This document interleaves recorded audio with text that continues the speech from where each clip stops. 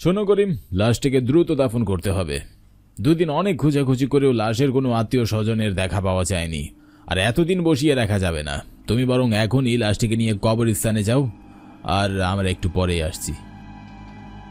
তারপরে আমি লাশটারে নিয়ে ভ্যানে তুললা সেই কবরস্থানের দিকে যাইতে লাগলাম। তুমি তো জানোই আমাদের গ্রামে বেবারিশ লাশ দাফন করার জন্যে একটা কবরস্থান আছে। তো সেই কবরস্থানে যেতে হলে আমাকে তো সেই ব্রিজটি পার করতেই হবে।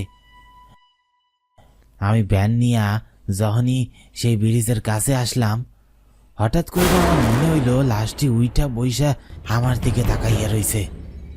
আমি পিছনে তাকাইয়া দেখি লাশটা সত্যি বইসা আছে, আর ভয়ঙ্কর চেহারা দিয়া আমার দিকেই তাকাইয়া আছে।